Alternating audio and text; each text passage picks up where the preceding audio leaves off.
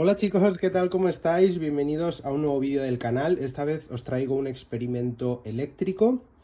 Me hacía ilusión hablar un poco de lo que es la intensidad de cortocircuito, de un cortocircuito en casa, cómo lo podemos buscar, cómo lo podemos llegar a medir, si tenemos esa curiosidad. Yo tengo aquí un pequeño tablero de pruebas que he construido de forma muy rápida con cosas que tenía por casa. Deciros que no está completo. Hoy en día pues ya se instalan protectores de sobretensiones, etcétera, etcétera, pero ya os puedo garantizar que este cuadro que veis aquí es mejor que muchos de los que hay en las viviendas actualmente en España, en mi país. Entonces, bueno, vamos a utilizar una pinza amperimétrica de la marca Yoki, japonesa, muy buena. Ya os traeré una review de ella para medir la intensidad de pico que surgiría de provocar, aquí veis, he utilizado este cable para provocar un cortocircuito entre fase y neutro de, bueno, es cableado 1,5 en el circuito, en el C1, suponiendo, de un magnetotérmico de 10 amperios, ¿vale? Recordar un poco que, de forma teórica, ¿no? El cortocircuito es debido al contacto de dos líneas, de dos cables que están a un diferente potencial, que tiene una diferencia de potencial entre ellos, ¿vale? Recordad que el voltaje la diferencia de potencial, o sea, nosotros no podemos decir que este cable, que la fase tiene 230 voltios, sino que siempre se hace en comparación con otro cable, ¿vale? Es decir, este cable tiene una diferencia de potencial de 230 voltios respecto del neutro. No podemos decirlo por sí solo, por un cable solo, ¿de acuerdo? Entonces, cuando nosotros, como os decía, ponemos en contacto dos líneas eléctricas con una diferencia de potencial, surge lo que viene a ser una intensidad de cortocircuito que dependerá de unos factores que ahora os contaré, ¿de acuerdo? Entonces, también, lógicamente, ocurre porque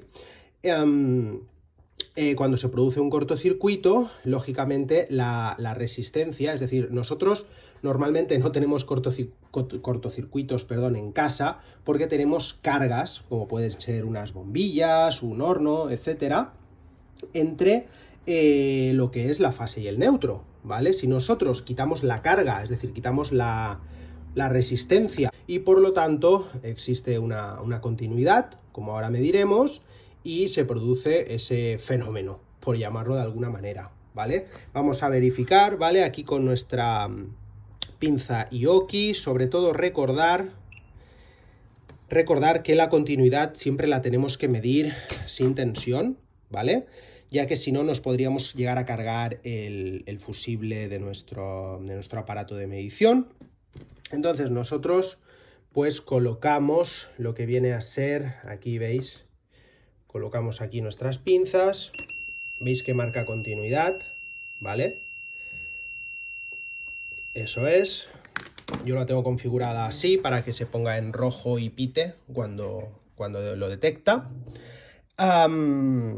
Y bueno, y ahora a través de poner primeramente la pinza en modo amperios y ponerla en modo de que nos calcule la intensidad de pico, vamos a ver qué intensidad surgiría en este punto de la instalación, ya por curiosidad eléctrica, ¿no? Porque somos personas muy curiosas, pues se produciría en estos momentos, ¿no? Entonces, bueno, yo tengo aquí este cableado, la fase, yo la interrumpo a través de este interruptor, que podría ser un interruptor que tenemos nosotros por casa para encender la luz, ¿vale? Entonces yo ahora mismo tengo tensión. Por cierto, hay presencia de cableado de cable de tierra en esta simulación, pero bueno, hoy no viene al caso. Entonces vamos a levantar lo que es el circuito, el magnetotérmico que nos va a saltar al ocurrir dicho cortocircuito, y vamos a provocarlo, ¿vale? Pues bueno, como veis, sin cortes, ahí está. Como veis, una intensidad de pico de 526 amperios, ¿vale?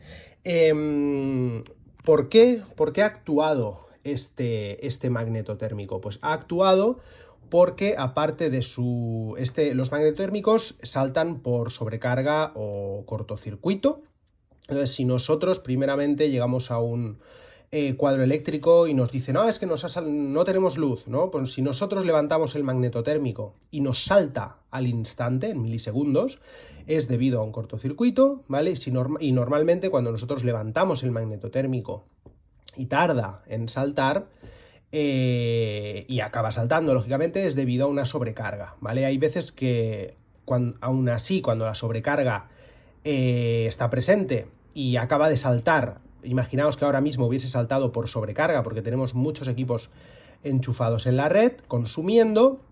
Si nos salta y nosotros al momento lo quisiéramos levantar, como el bimetal, porque aquí dentro hay unos componentes, como todavía se ha deformado y tal, es muy probable que nosotros al intentar subir nos salte al momento, por lo que tanto tenemos que tener un cierto bagaje en este tema para poder saber diferenciar, ¿vale? Pero bueno, si nosotros nos esperamos un rato y volvemos a intentar, ya es más fiable para poder identificar si es un cortocircuito o una sobrecarga, o si tenemos un tester en nuestro poder, pues poder verificar continuidad entre fase y neutro, etcétera, ¿no? Incluso los valores de resistencia, que tendrían que ser lo más cercanos a cero.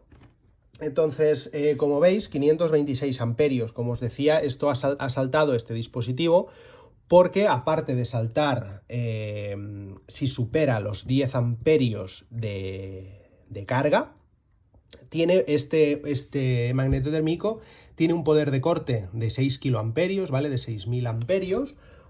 Por lo tanto, todo lo que no sobrepase a esos 6000 amperios, pues bueno, nos asegura que nos lo corta, ¿no? Entonces, si nosotros aquí, por ejemplo, llegaran a pasar 10.000 amperios, pues muy probablemente esto se quemaría, es decir, no nos asegura esto que nos corte una intensidad de cortocircuito mayor a 6.000 amperios, ¿no? Entonces, bueno, ahora también un poco para hablar un poco de ese cortocircuito, nosotros cabe destacar que, como bien he dicho antes, lo que es en corriente continua, nosotros podemos hablar muy libremente de resistencia, pero mucha gente lo confunde al utilizarla en corriente alterna, ¿vale? En corriente alterna es más adecuado hablar de impedancia. Lo que es la resistencia típica que seleccionamos con nuestra pinza amperimétrica, los ohmios, ¿vale? Nos sirve de manera muy excelente para medir componentes en circuitos electrónicos, etcétera, ¿no? Pero desde el momento en el que nosotros estamos en corriente alterna, nosotros es más adecuado que hablemos de impedancia. Entonces, ¿qué es esa impedancia? Pues bueno, la impedancia, digamos que es muy parecida a la resistencia, es una medida de oposición que presenta un circuito a una corriente cuando se le aplica una tensión. Fijaos que no deja de ser una definición como la de la resistencia, pero, sin embargo, la impedancia de manera matemática, es un número complejo, ¿vale? ¿Por qué? Pues bueno, tiene una parte, digamos, real, que es la resistencia, y la parte imaginaria es debido a la reactiva, ¿no? Es decir, a la parte inductiva y capacitiva de nuestro cableado, de nuestra instalación, ¿vale? Entonces tiene en cuenta, de una forma muy resumida, la resistencia, lo que es la capacidad y lo que viene a ser, pues, la inductiva, ¿vale? Entonces, bueno, también cabe recalcar, ¿vale? Cabe recalcar, que lo tengáis presente, de que lo que es la intensidad de cortocircuito, siempre será mayor, ¿vale?, a el punto donde se genera esa electricidad, es decir, lo que es el punto más el más lejano de la instalación, es decir, como en este caso sería ¿vale? El punto más lejano de esta instalación eléctrica, si tenemos en cuenta desde donde se genera, desde donde por donde se transporta, por donde se transforma a baja tensión, etcétera, etcétera, el transformador, el embarrado, la caja general de protección, etcétera. El punto más lejano es es mi casa, es este tablero, ¿vale? Entonces, en esta situación, la intensidad de cortocircuito será lo más baja, la más baja, ¿vale? ¿Por qué? Porque la impedancia es mayor, porque tenemos mucho cableado, etcétera, ¿no?